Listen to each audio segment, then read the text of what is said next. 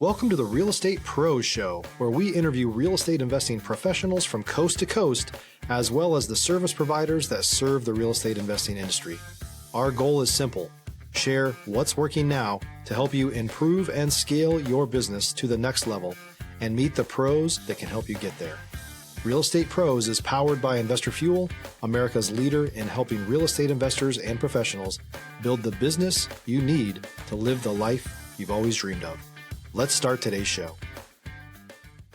Property insurance for real estate investors doesn't have to be difficult, but it does need to be there to protect you when you need it. MyInvestorInsurance.com not only provides insurance at 15 to 30% cheaper than traditional agencies, it's built specifically for real estate investors like you. You can set up an account in about 2 minutes, get quotes on properties, turn on and turn off insurance for your fix and flip or rental properties in around 2 minutes without having to talk to anyone directly, all through our portal. There's no better way or faster way to make sure you've got the coverage you need to protect you, and no more lengthy policies either.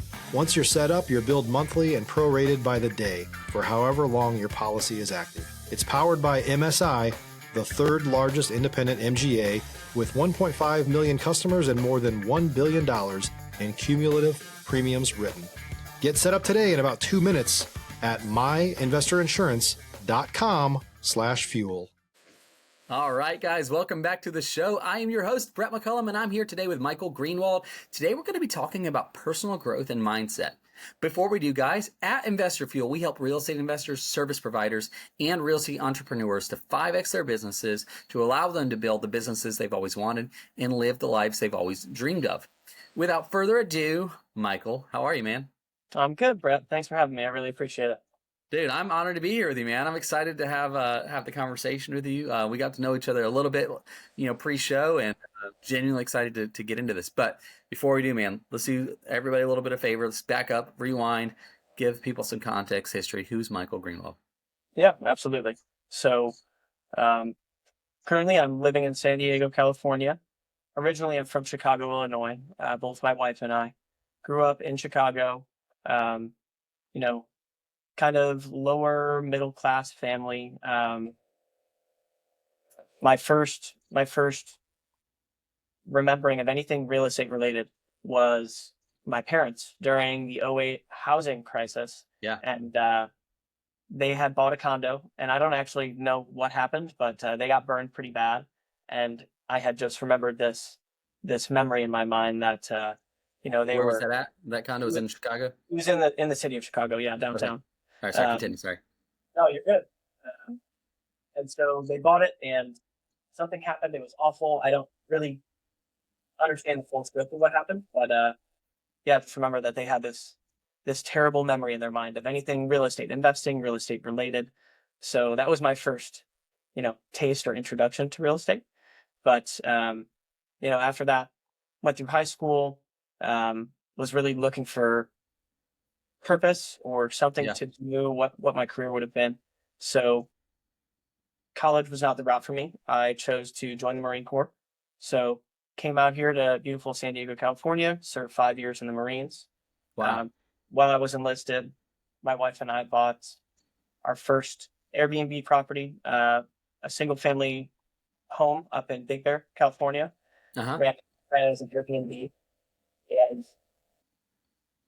didn't really understand, everything that went into it when we first jumped in.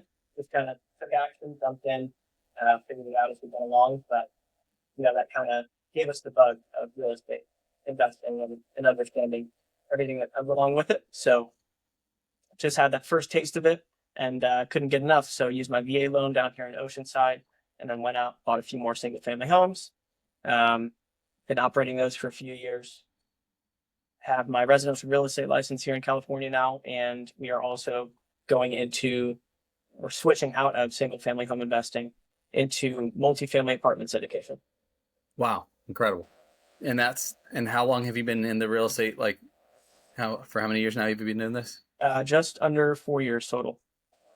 Okay, so end of 21-ish? Yeah. Wow, man. That's incredible. So let's back up a little bit. So you grew up, you're in Chicago, that lower middle class, fairly normal most of us, right? Kind of thing. Um, Stop living on an island and join the #1 mastermind in America for professional real estate investors. Investor Fuel is a community of hundreds of the nation's top investors working together to build stronger businesses and better lives.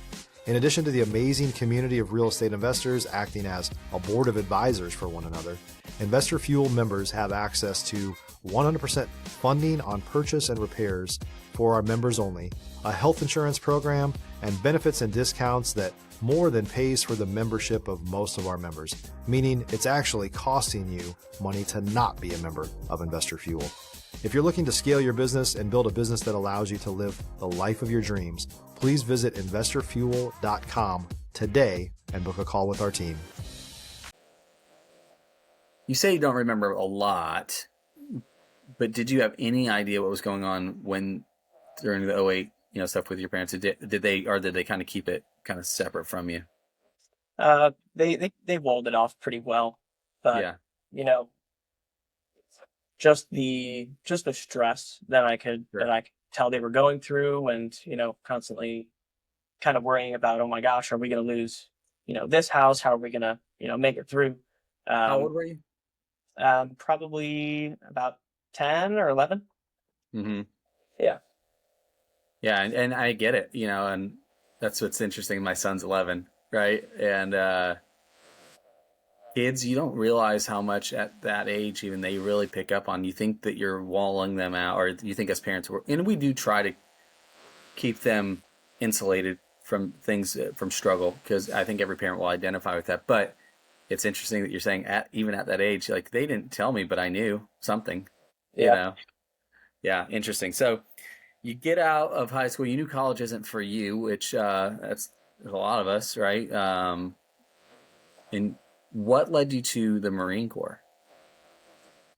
Yeah. So I had done a little bit of research, because even since I was a younger child, like probably 7 or 8, I had always been like wanting to be a soldier of some kind. I remember like logging on to goarmy.com and a bunch of the different armed service branches websites to check it out. And the Marine Corps is the one I settled on finally, because it was the most difficult, because I wanted to challenge Wow. myself the most. And I just knew it was time for me to kind of go have other experiences outside of my hometown and, expand my perspective. Yeah. You know what's interesting is I talk to a lot of people obviously doing this, and I've known a lot of people over the years, like that many more over the years, just in being in the industry. There's three different people, like groups of people that I find to have the most success in real estate. And one, is the ex-athlete. Okay. 2, this is going to be a funny one. Most people they think it's funny when I say this. They've been to jail at some point, or prison, right? Yeah. I'm serious. Yeah. And then 3 is ex-military, the most successful. And more often athletes in military that you see are the biggest. My assumption is probably the discipline. Yeah. That's taught from both things is why that carries over. Do you see any correlations in your business today that you have taken away from your service time? Like any disciplinary, I do this every day, I do that every day. You know what I mean? Is there any kind of disciplinary habits that maybe you've carried over? I think more than any specific habit, maybe the character traits that I learned throughout my service are what serve me the most right now. So being number one, I think accountability to myself and my own actions, and that I am responsible for my reality and my success or my failure. Yeah. And second, being consistency in some shape or form. Every day is not perfect. Life throws its ups and downs, bad days, good days, but the consistency is there, even if it's not a steady linear path all the time. Yeah, I like that, the accountability aspect of it. I know a lot of branches in military preach this a lot too, of like, um, If you're looking for consistent, high-quality leads, look no further than Investor Machine. Investor Machine isn't just another agency, it's the most sophisticated, data-driven lead generation company on the planet for real estate investors, and serves the role of being not just a lead generator for your business, but a marketing partner that is helping you achieve your goals along the way. Go to investormachine.com to learn more and schedule a call with our team today.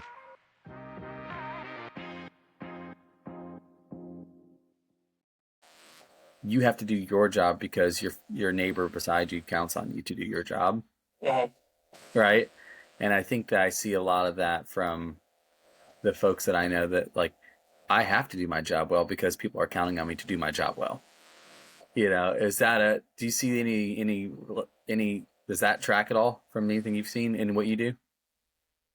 Definitely does. I think, yeah, I think it goes back to the character traits and not just becoming this person who is not only accountable to myself, but accountable to others and, you know, contributing to the success of others as well. So, Yeah. I think that ties in with that. Yeah, very interesting. And thank you for your service. I don't think it's said enough to our military vets. Like, thank you for your service, man. We love and appreciate all of you. We appreciate that. But all right, so you're in the service still. You're married at this point, and you and your wife buy this Airbnb. What? And I don't mean this in a bad way, as in a funny way. What possesses you to buy an Airbnb while you're in the service, man? Tell me about it. Yeah. So the first one was up in Big Bear, and being down in San Diego, we would go up there some weekends to go, especially in the winter season, check out the snow, just to be around snow again, being from Chicago, not having to live in it, but just getting to enjoy it. And went up there a few times and seeing how expensive it was. Some nights when we would go up there, we were like, wow, there's something here. Like, we should dig into this a little bit, at least do some research and see, if it would be possible to run our own Airbnb here. And this was at the back end of COVID, and Right. everybody and their mother was kind of jumping into Airbnb or figuring out different streams of income. So, still got into the market at the right time, got a killer Yep. rate on a second home loan, 10% down, dumped our savings into it, and kind of just figured it out. Rest is history. Yeah, I love that. Yeah, and that was that time too, man, when rates were like incredibly low, and you having the beautiful, beautiful VA loan exists. If you used right, it's one of the biggest. I'm a believer, by the way, and I'm not going to make it. It's not politically charged in any way I say this. I don't think we do enough for our veterans in general as a whole. I just don't think we do. However, one of the best things that exists for veterans is the VA loan, if it's used wisely and appropriately. It is a hack. It's a cheat code almost, and I'm like low key jealous of you that you have that. You know what I mean? It's like, dang it, that is so cool, and I'm excited that I hear you, like you said that a little bit earlier with the VA loan and doing this, like you being able to use that to your benefit for your future. And man, that's so cool. So you're 2021, you start buying a couple more properties, you get your license out, and so are you practicing now with the license? Like, what is the day-to-day with that look like? Yeah. So right now my day to day is residential agent duties here in San Diego County and Riverside County. And like you said, VA loan, veteran affiliation, military affiliation, still being near Camp Pendleton and all the bases that Sure. are here in San Diego. My niche is helping veterans and service members. Love Because like you said, I tell it to people all the time, it is such a cheat code, that this benefit that we have. And, until you really understand the power that it holds to be able to use over your lifetime, Yep. like that understanding can be gained in a month or two of some good research. Once you have that understanding, you can't unsee it. And it's just incredible. So that Yeah. is my focus, as well as, helping veterans and service members use their I love VA that. loan and see the benefit that it has. Yeah. So let's talk about this a little bit, because we kind of led off the episode with talking about personal growth and mindset and that sort of thing. If you're a new or newer real estate investor looking to launch or grow your real estate investing business, please check out Investor Fuel Club. It's a coaching community, but unlike anything you've ever seen before. And you can actually partner with members of our mastermind from coast to coast on deals right in your market. There's no better opportunity to build a consistent business than to literally partner with pros to help you avoid costly mistakes, avoid the need for capital to do deals, and help you eliminate your fears as you're starting your business. Learn more about Investor Fuel Club at investorfuel.com/club. You grew up in, lower middle class, so, probably, using real estate to grow wealth is probably not something you were taught at a young age. That I'm guessing, and if it was, I apologize. But learn the mindset shift that you have to go through to create a world where not only do you see it, but now you believe it's possible. Because I think that's a big deal. It's one thing you're like, oh yeah, that's for these other people. It's not for me. Especially because I grew up on the lower level, not even middle class. Like you probably looked rich to me growing up, right? So, but having that mindset of like, it was always when I was growing up, you see these people that are living in these nice homes, these big neighborhoods, and and you see this stuff, and I'm like, and I had these quote unquote friends from baseball or whatever, and I'm like, that's for them. That's not, we don't get that. Yeah. What's the mindset shift that you had to go through in some of that to work on becoming, like, what does that look like? I think it more than anything was a decision that just as I at some point took action to change the course of my life by joining the military, that in the same vein, I had to take that same action and make a decision that I would not let finances or, my lack of education be something that held me back from the life that I wanted. So that decision that, I would figure it out. It's a struggle coming from, Right. The understanding and the conditioning that we don't have these things. I don't deserve these things. So having to change that is really, really difficult. And it's always a process. Sure. Yeah. And it's, 'cause that's the hardest thing is like, you see a lot, and I could categorize a fourth person into that, like successful personality profile is you grew up without much kind of thing, So some people just have that chip on their shoulder. For me, man, I don't know if it was ever like this chip as much as it was something just inside of me said that, dude, I put my pants on just like you. Like why are you more special than I am? But then I don't know, let me ask you this question. And if it doesn't resonate, it doesn't resonate. It's something I've walked through. The moment success starts to come, this doubt has creeped in my mind sometimes of like, I don't deserve that. You didn't grow up with this. You don't deserve this. Has that ever been a thing that you've ever experienced? Or am I just the crazy person over here? Definitely. I think through each level of, growth that I've gone through, it's always a fight of this imposter syndrome of, you don't know what you're doing. You shouldn't be doing this. Like, you're not qualified to do this. And so definitely exact same, feelings through each level that we've, hit. And I'm sure every level going forward that I'll feel that uncomfortability. But yeah. What do you do to fight it, man? Like, what are some of the things you do to fight that? Because we know it's a lie, right? That's at the end of the day. You know it's a lie. Intellectually, let me rephrase that. Intellectually, I know this is a lie. But something still just that spiraling feeling sometimes that you have to, what are some tools, what are something you use to help with that? Yeah. So I think most importantly for myself, when I'm feeling stuck in this cycle, these anxiety thoughts of, I don't belong here, I can't do this, I take action on something to prove myself wrong. I'll call a multifamily broker. I'll start trying to figure out some lead sources. I'll do something that 2 or 3 years ago, I would have thought was impossible, or even just taking some time to reflect, like think about a year and a half ago, 2 to 3 years ago, like I would have, what I'm doing right now, what I've made my new normal is something that I would not have thought possible, that I wouldn't have thought I could do. So just that realization that I've already come so far that I can do it, and the proof that I already have that I have. Yeah, I love that. Something I share a lot with like different people inside my sphere of influence and community and stuff is, you've probably heard of it. You've heard of the kind of, it's a story. I'm pretty confident it's a true story. Actually, I got to look it up, but it's about being 3 feet short of gold. Have you heard about that? Yeah. Yeah. It's a great analogy.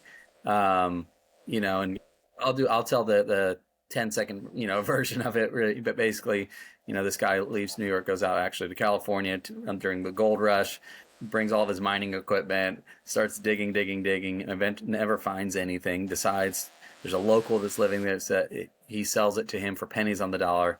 And the guy who goes back to New York eventually becomes a millionaire 35 some years later, okay, in his late 60s and 70s. And then, he finds out that the guy that he sold it to, the local, strikes gold pretty quickly. And it was 3 feet from where he stopped digging. Yeah. And so I always tell myself in those moments of like, I can't keep going. Like, man, I've already dug this far. What if I'm 3 feet short? And some people say that like, well, that's not, it's a motivating factor for me. You've come this far. You've built this long. You've worked this, like the way you grew up, Michael, the way I grew up, maybe other people that like, you've made it every step of the way this far. Adversity is going to happen to all of us. You learned that in the military, right? Like adversity is going to happen to you. How do you respond to it? Yeah, exactly. Exactly. Yeah. That's something I carry. I was wondering, I was like, man, I really enjoy mindset conversations with people, and I genuinely love mindset conversations with military, because you have a different perspective even because if there's something that the military is trained well on, is how to look adversity in the eye and, sorry for the language, tell it to go to hell. Yeah. I think that's really special, man. So yeah, what else are you doing from the personal growth side that helps you? Do you read? Do you what are you doing for personal growth? So I do try to read. I'd probably be better about it. I have a book list that is just constantly being added to and can almost never catch up. But aside from that, I do, some good mental health, kind of self-care things, meditation, visualization, kind of starting my day off on the right foot. And then aside from that, also, I think more importantly than those, or equally important, would be getting in contact with people who are a few steps ahead of me, who are willing to kind of share their journey and, give me some guidance along the way, and just learning from others. Very cool. I want to transition a little bit. I don't want to do it too quickly, but because this is such a powerful topic of conversation, I think that people, like you starting off your morning, right? Starting off with a visualization, things like that. I think that's so powerful. And I think and this will be a good transition point probably. It speaks to the way you've been able to, you're still in the service and you're buying, your first property. Then you come out of the service and you're actively pursuing, and now you've got a handful of doors that you own and operate. And also now, catch me up on this one, syndication apartments, that sort of thing. What is that looking like? What's going on there?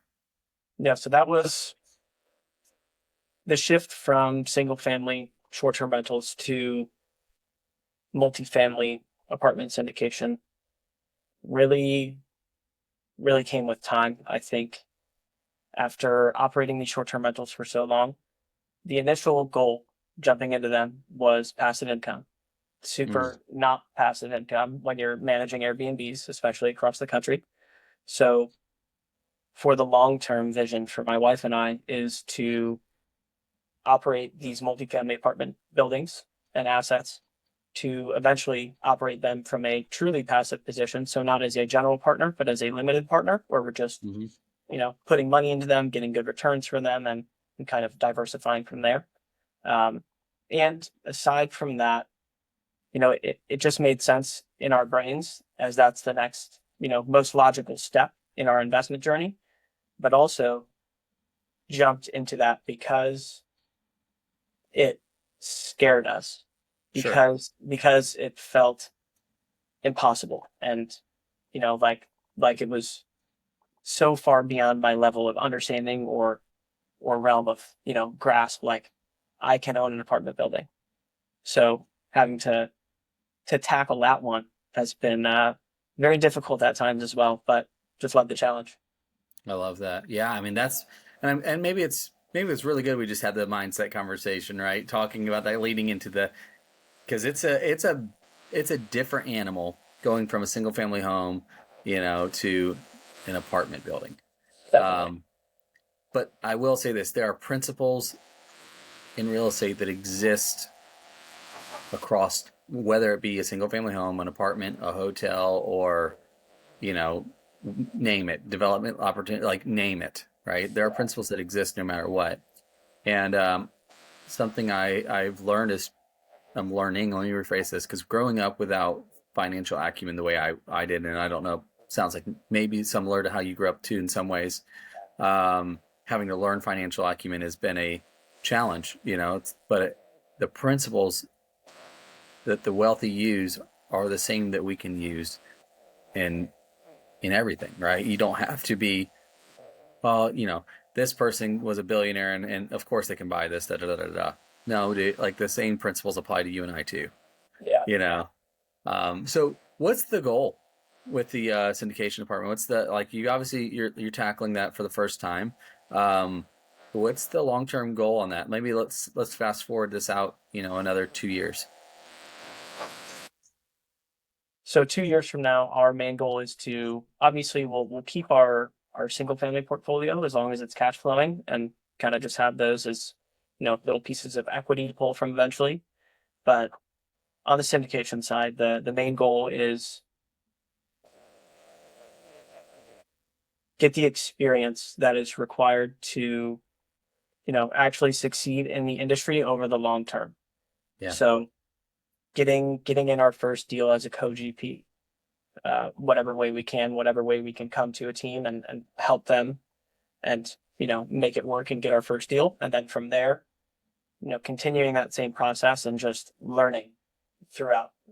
So 2 years from now, I still expect to be co-GP on a few deals, but also, having a few deals of our own that we're sourcing and markets we're looking at and learning how to become a lead operator of assets like this.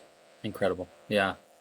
Dude, I love that you had the foresight on that to look at that. And look, man, you've done, like, at this point, like, there's nothing to believe that you can't accomplish that. You've done it, like, you've taken each step thus far, and I think that's incredible. And on the risk of this sounding a little bit weird, okay, and uncomfortable maybe for some people, I don't think men tell each other enough this. So I'm going to tell you, man, I'm proud of you for what you've done, for where you're going, and what you're going to be doing, man. So good on you for it. Thank you. I appreciate the sentiment, and I would agree that it's not shared enough. But yeah, thank you. We're just put my best foot forward, make it happen one way or another. That's it, man. I love that. So, if people want to reach out though, Michael, connect with you, follow along the journey as you're growing and going, like, what does that look like? Yeah, so you can find me on Instagram as Mastermind Michael _. And then across, Facebook, LinkedIn, Michael Greenwald. And aside from there, you can find all my other contacts, on each of those pages.